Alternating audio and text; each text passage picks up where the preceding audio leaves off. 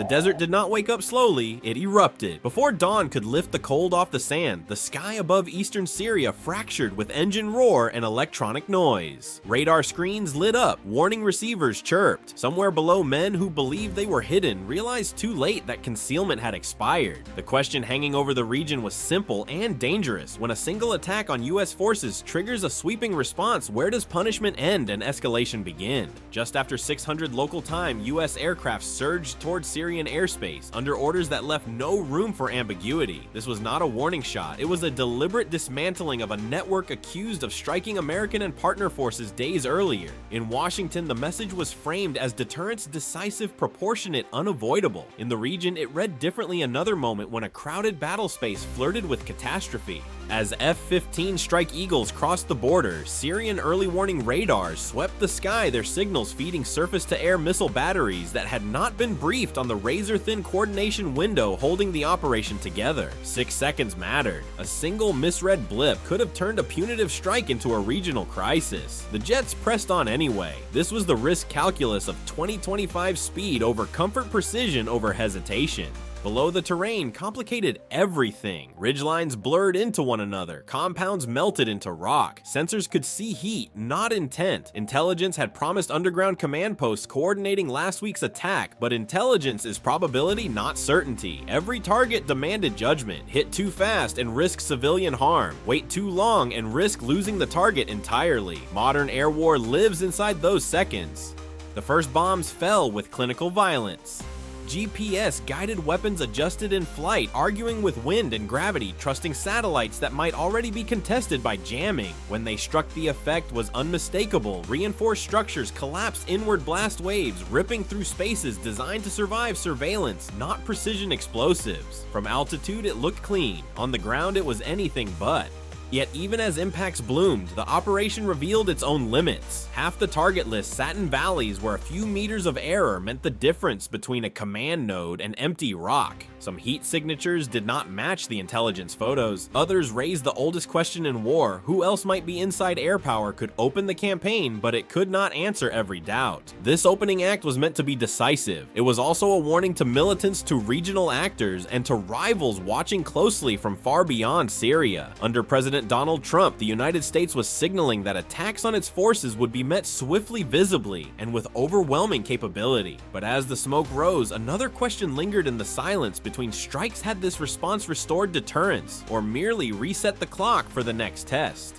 As the initial shock settled, the operation shifted from spectacle to grind. Precision was no longer a slogan, it was a constraint. The remaining targets demanded discrimination that satellites and algorithms alone could not guarantee. Terrain folded over itself, hiding entrances, masking signatures, and compressing margins. In this phase, the campaign became less about firepower and more about judgment under pressure. Strike Eagles cycled through their target folders one aim point at a time. Each pass required cross-checking radar returns against satellite imagery, comparing thermal patterns to reconnaissance captured hours earlier. A match on coordinates was not enough. Buildings abandoned overnight looked identical to active command posts from 25,000 feet. 5 seconds of doubt could save lives or waste a weapon. 5 seconds could also be 5 seconds too long. The airspace grew more crowded and more fragile. Deconfliction windows tightened as regional air defenses rotated crews and procedures shifted. Every minute increased the chance that a radar operator, tired or misinformed, might misinterpret intent. This was the paradox of modern deterrence: overwhelming capability operating inches from disaster. The mission continued, not because the risk was low, but because stopping carried its own dangers. For targets buried deeper in valleys, speed gave way to proximity. A 10 Thunderbolt II aircraft entered the picture, descending to altitudes that made fast jets uneasy. Their role was old-fashioned and brutally relevant: eyes on target. At lower altitudes, sensors could resolve details that high-speed passes could not. Ventilation pipes, reinforced doors, subtle heat leaks that betrayed underground spaces.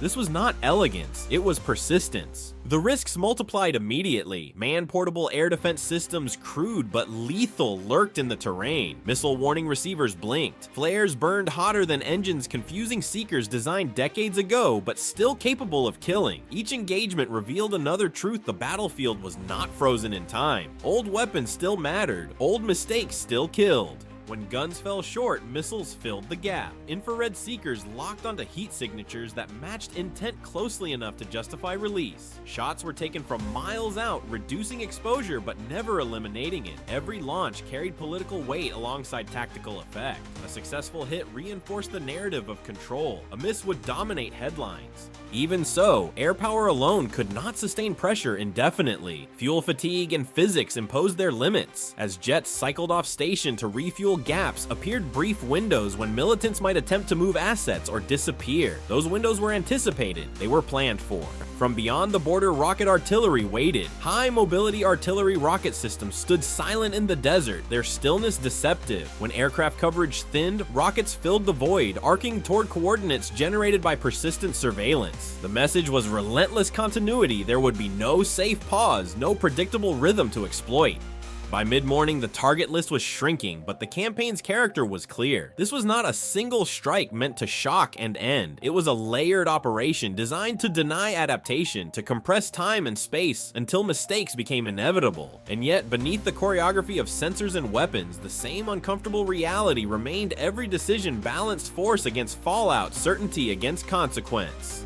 By late morning, the campaign revealed its governing force math, not ideology, not rhetoric, numbers, fuel consumption rates, time on station calculations, circular error probabilities. In modern warfare, victory often belongs not to the side with the strongest narrative, but to the one that manages equations faster than its adversary can react. Every platform in the air was racing an invisible clock. Fighters burned fuel at a rate that dictated their relevance minute by minute. Tankers extended reach but introduced dependency. Each refueling cycle carved temporary gaps in coverage gaps, measured, anticipated, and ruthlessly exploited. Extremist planners understood this arithmetic as well. Survival depended on movement, timed to those brief lulls. The US response was designed to erase them.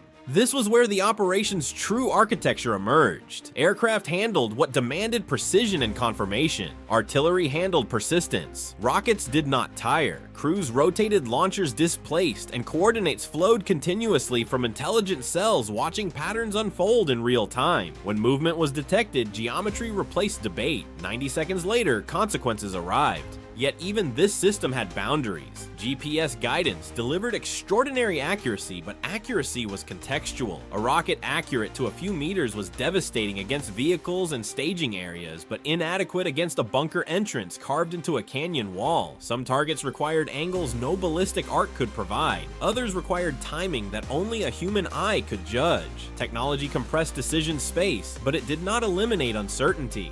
The deeper truth was uncomfortable. The more advanced the system, the more catastrophic a single misjudgment could be. A wrong coordinate, a misidentified thermal signature, a delayed update. These were not abstract risks. They were career-ending mistakes and strategic liabilities. The operation's tempo left little room to recover from them.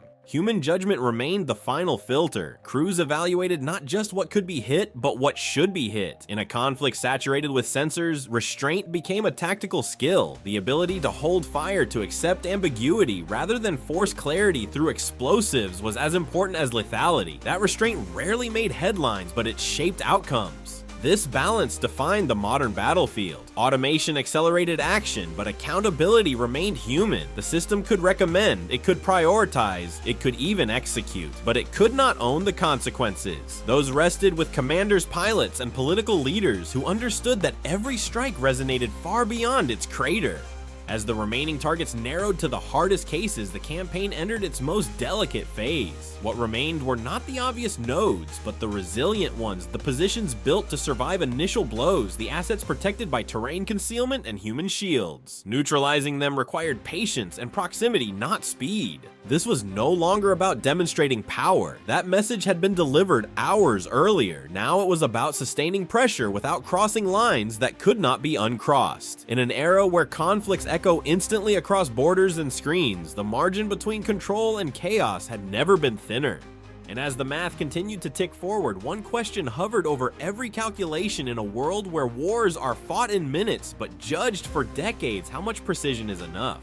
What unfolded over Syria did not exist in isolation. It fit a pattern that has become increasingly familiar across global flashpoints. Different geography, different actors, same compression of time, same reliance on technology, same unforgiving consequences when judgment fails. From Eastern Europe to the Western Pacific War has begun to rhyme. In Ukraine, the lesson was written in drones and artillery. Precision did not eliminate mass. It reorganized it. GPS, guided rockets, loitering munitions, and electronic warfare turned minutes into margins of survival. Units learned that movement invited detection, but stillness invited destruction. The Syrian operation echoed that reality. Every pause was lethal. Every pattern was temporary. In the Middle East, the shadow war between Israel and Iran revealed another dimension. Precision strikes promised control, but each action carried escalation risk far beyond its tactical value. Targeted killings, covert sabotage, and calibrated retaliation aimed to signal resolve without triggering regional war. The United States operating in Syria was playing a similar game, asserting dominance while avoiding a spark that could ignite something far larger. Across the Pacific, US-China tensions followed the same logic, though on a vastly larger scale. War games and exercises emphasized speed sensor fusion and denial strategies. The assumption was clear: the next major conflict would not unfold over months. It would unfold in hours. Decision makers would have less time than ever to distinguish signal from noise. Syria was a smaller stage, but the mechanics were identical. What tied these theaters together was not ideology, but tempo. Modern conflict punishes hesitation and magnifies error. A single miscalculation, an aircraft shot down a civilian casualty broadcast worldwide. A misunderstood signal can cascade into strategic shock. In this environment, power is measured not just by capability, but by discipline. The Syrian strikes illustrated that discipline in action. Targets were sequenced, not rushed. Weapons were chosen to fit terrain and context. When certainty fell below threshold, attacks were deferred or shifted. This restraint was invisible to most audiences, overshadowed by dramatic footage and explosive imagery. But it was precisely that restraint that prevented the operation from spiraling. Still, parallels carried warnings. In Ukraine, escalation crept in despite intentions. In the Israel-Iran shadow conflict, red lines blurred. In US-China, relations misinterpretation remained the central fear. Syria reminded planners that even limited operations existed within a global feedback loop. Adversaries studied every move. Allies drew conclusions. Rivals adjusted doctrine. The campaign also exposed a deeper tension between security and freedom. Surveillance made precision possible, but it also normalized omnipresent observation. Decisions once made slowly with layers of review were now compressed into seconds. That speed saved lives, but it also reduced space for debate. The question was no longer whether technology should shape war. It already had. The question was whether political systems could keep pace with the consequences. As analysts reviewed the strikes and officials framed them as necessary deterrence comparisons multiplied across capitals and command centers. Everyone saw their own future reflected in the Syrian desert, and everyone understood the same unsettling truth: the margin for error was shrinking everywhere at once, as evidenced by the operational details outlined in the strike narrative itself. In that shrinking space, power looked less like dominance and more like balance between action and restraint, speed and judgment, force and legitimacy. Beneath the choreography of aircraft and artillery, the human cost unfolded quietly. It always does. Long before analysts debate escalation or deterrence, people on the ground feel the weight of decisions made far above them. In villages near the strike zones, families woke to distant concussions and the low, lingering echo of engines fading into the sky. They did not know the target list. They only knew the sound of war returning. For civilians, precision offers no comfort. A weapon accurate to a few meters is still catastrophic if your life exists within those meters. Even when strikes avoid populated areas, the effects ripple outward. Roads, closed markets, emptied nights, sleepless. Fear becomes ambient, an invisible residue that lingers long after the last explosion. For those living under contested skies, the difference between targeted and indiscriminate violence often feels academic. On the other side of the equation, the human burden was no lighter. Pilots operated inside narrow margins where a single mistake could mean death capture or international crisis. Hours of tension compressed into seconds of action. Fatigue accumulated quietly, masked by training and discipline. Every decision, release or hold press or abort, carried moral and professional weight that no algorithm could absorb.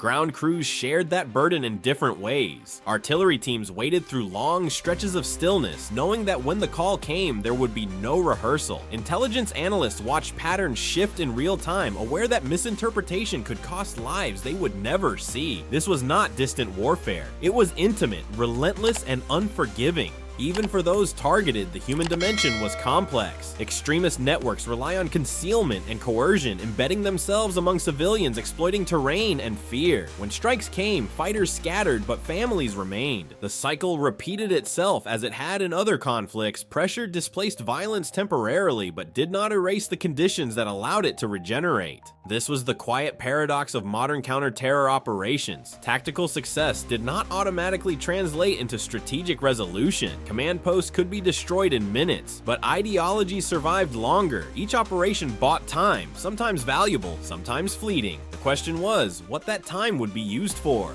Back in the United States, the human cost was easier to abstract. Casualties were avoided. Missions were described as clean and effective, but distance did not eliminate responsibility. A society that authorizes force inherits its consequences even when they are unseen. The balance between security and freedom was not theoretical. It was lived daily by those operating in its name.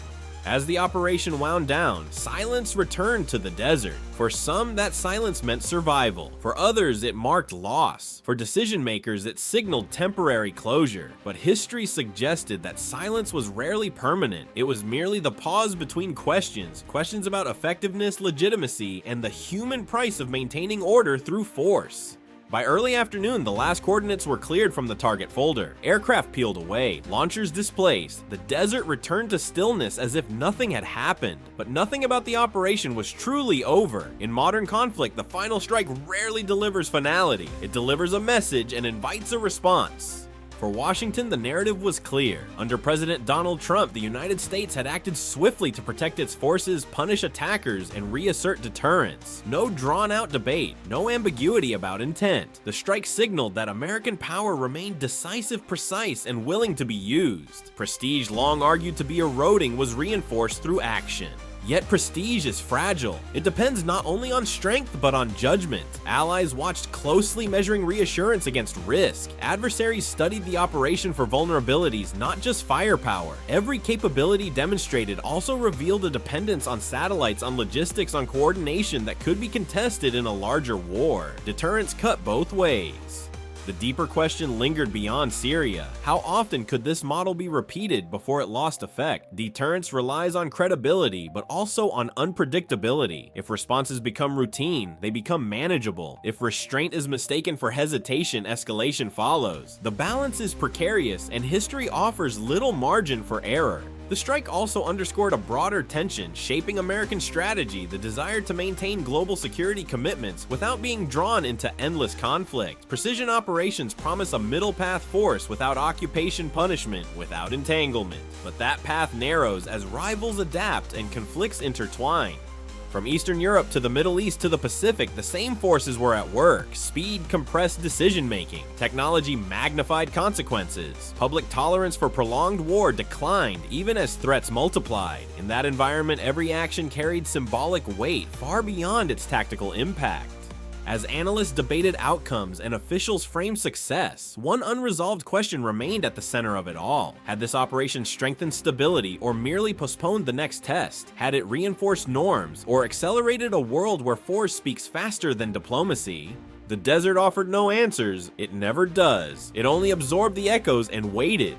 And so the final question returned sharper than before. In an age where power can be projected in hours and judged in seconds, can strength alone still secure peace, or does every strike quietly redraw the lines of the next conflict? The Syrian strike unfolded as a textbook example of modern American military power, fast, precise, and layered across air and ground systems. It demonstrated how technology, timing, and human judgment now define warfare, compressing decisions into seconds and magnifying the cost of error. From high-altitude include precision strikes to close-in engagements and persistent artillery coverage, the operation showcased an ability to deny adversaries safe space or predictable pauses. Yet the campaign also exposed enduring limits. Precision reduced risk but did not erase uncertainty. Tactical success did not guarantee strategic resolution. Civilians remained vulnerable, fighters adapted, and the underlying conditions enabling violence persisted. Globally, the operation mirrored patterns seen in Ukraine, the Middle East, and rising US-China tensions, conflicts defined by speed surveillance and narrow margins for restraint. For the United States, the strike reinforced deterrence and projected credibility under President Trump, but it also highlighted the fragility of that credibility in a crowded, interconnected world. Each decisive action closed one chapter while opening another set of questions about escalation legitimacy and long-term stability. In the end, the operation answered how power is applied, but left unresolved whether power alone can prevent the next confrontation.